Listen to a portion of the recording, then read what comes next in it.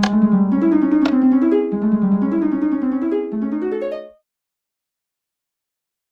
んにちは、テリーです。こんばんは、ゆっくりです。ご視聴ありがとうございます。ありがとね。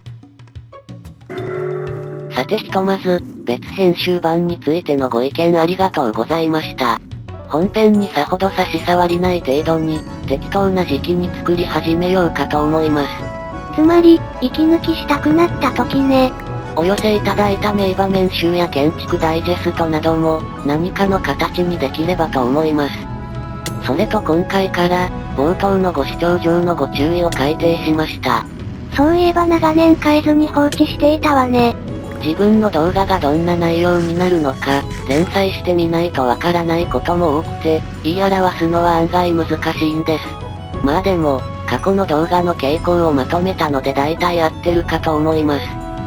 さて、前回はポーション実績をようやく解除して、海底神殿攻略を始めました。そして金ブロックがあるらしい広い部屋にたどり着いてから、抜け出せずにいます。どこから入ってきたか覚えてなかったの？海底神殿さんのブロックはまだ見慣れてなくて、区別しづらいんです。それにこの部屋分岐が多すぎです。で、やっとのことで下に穴がある。多分ここから入ってきたんじゃないかと思えるところに入りました。何か違わない？まあ進んでみればわかると思います。そして、罠だったということがよくわかりました。そしてそこから1分半ほど宿泊して、ようやく先ほどの罠部屋に戻ってこれました。何をやっているんだか。分岐を1箇所ずつ順々に覚えていこうとしているのですが、ガーディアンと戦うたびにその記憶がクリアされてしまいます。おそらくガーディアンは記憶操作系の敵対モブなのでしょう。事実上そうなっているのね。まあでも、ここまでガーディアンが減ったおかげで、少しずつ把握できてきました。ここから入ってきたに相違ありません。さて、そろそろポーションが切れる時間です。なおここでまたガーンが来ましたが、プレイ後に調べてみたら意外と周期はまちまちで、ガーンから次のガーンまでの時間は、4分から4分44秒の間隔差がありました。採掘低下効果が切れる1分前から数十秒ってことね。さて、ポーション2セット目の探索を始めます。確かエルダーガーディアンは神殿の最も外側で見たことがあるので、そちらを目指します。そしてついに、スポンジ部屋にたどり着きました。ようやく発見したわね。まあただ、プレイ中はこれに全然気がついていなかったので、この一つ奥の部屋で上を見上げた時が、スポンジ部屋発見の初だと思い込んでいました。ともかく、前作の初挑戦で見つけられなかった時から1年以上経過してます。感無量です。とりあえずこれで2部屋見つけたわね。ざっと見たところ20個は超えているので、スポンジの目標数まで10部屋ほど見つければ十分でしょうか。なお、もう一度スポンジを拝もうと戻ってきて、その帰りがけに2部屋目に気づきました。さてその後は3分ほどさまよった挙句になぜか入り口にたどり着いて、そういえば奥のダークプリズマリンの部屋を探索してなくて、まあ行き止まりでしたが、戻ろうとした矢先に、エルダーガーディアンがわざわざやってきてくれたようです。テリーを待ちくたびれて痺れを切らしたのね。それにしても、ビーコンの防御耐性とハート回復がほんと頼もしいです。おかげで攻撃は最大の防御なりを実践できました。まあただのゴリ押しだけどね。そしてどうやら、やっと海底神殿の外壁にたどり着いたようです。あとはぐるっと回ってみたら、多分3匹目がいるはずです。そしてガーディアンと戦いながら外壁をたどること1分で、3匹目の登場です。壁の向こうかしらね。で、取り巻きガーディアンを蹴散らしていた途中で2セット目のポーションが切れました。3セット持参してきてよかったです。つまりここまで16分かかったのね。そして、ようやく3匹撃破。あとは採掘速度低下の効果が切れるのを待てば、自由に壁を掘り抜けるようになります。効果切れを待つ時間はガーンの周期次第で、最大で5分近くですよね。しかしここで牛乳を飲んで強制的に効果を切らせると、ポーションの効果までも切れてしまいそうですが、どうなのでしょうか。それよりまず、探索時間を短くしないとね。わかってます。でもまあそれより、この海底神殿から8分以内に脱出できるかが現時点の課題なんです。未だに罠の部屋にたどり着いてしまうんですよね。そして3分後、急に視界が広がりました。ほっと一息です。一応生きて帰れたし、海底神殿攻略のリベンジにはなったかしらね。いえ、本当のリベンジはここからです。構造を把握し、攻略方法を練らないとなりません。それにしても水入りの瓶は、やはり飲まないとスタックできないのでしょうか。頑張って6本飲みましたが、とりあえず生きて帰れた勝利の美酒が、水っぽいです。水だものね。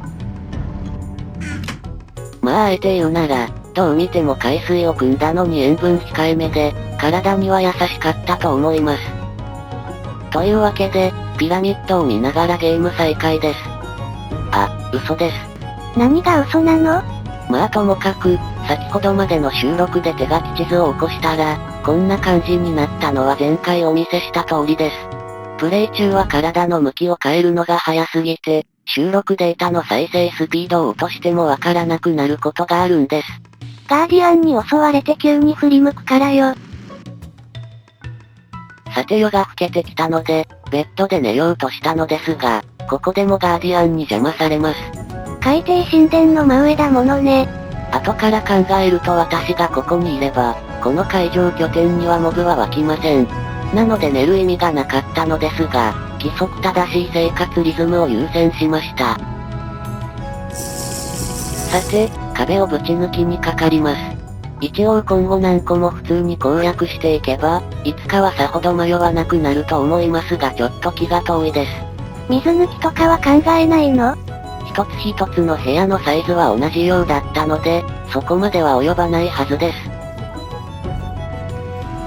そして、この時点で4階建てということまでは把握してるので、3階から着手します。部屋と部屋とのつながりを見るために、壁の下1ブロックを残し、2段目3段目を破壊します。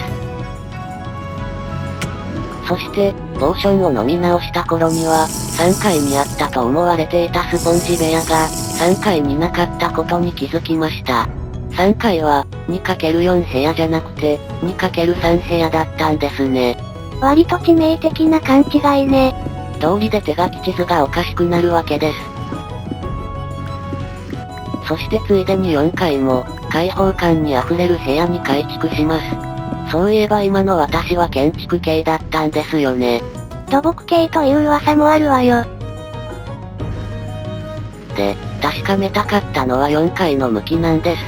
4階の部屋だけは前後の向きがわかるので、探索中に方向感覚を失った時に使えそうなんです。穴が開いているのが入り口のすぐ上なのね。さて、壁を撤去した状態で3階の6部屋を順々に眺めてみると、こんな感じとなりました。やはり6部屋しかないだけに、構造がわかりやすいです。手書き地図にしてみると、領域が2分割されていて、緑の枠のエリアは4階のエルダーガーディアンを倒すために通り、その他のエリアは2階の2部屋間を移動するための通り道、ということがわかります。用途としてはほんとそれだけよね。あとはもしかしたら、3階にもスポンジ部屋が生成されることがありそうなくらいで、3階の構造は探索中にはほぼ意識しないでもいいかもしれません。余計なことは覚えないということ？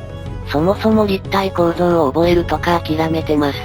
昔行った、8チャンク縛りでのイザスケ頭集めの攻略の時も、手書き地図を起こしてみるまで全体像がつかめなかったくらいですから。さて、プレイは2階部分の壁を撤去するところまで進めていますが、ちょっとまとめきれなかったので、今回はここまでとなります。なおプレイ後に2回分の収録データから、手書き地図は完成させて、攻略方法もだいぶ練り終わってます。あと、その後にウィキを細かく読んで、海底神殿の構造マップを見ましたが、そのマップでは1階に隠し部屋があるように見えますが、2階から降りれるのでミスじゃないかと思います。つまり、隠し部屋は生成されないと。生成されてもレアじゃないかと。まあ今のところの予想なので、外れるかもしれません。では、次回も頑張っていきます。それではまたね。バイバイ。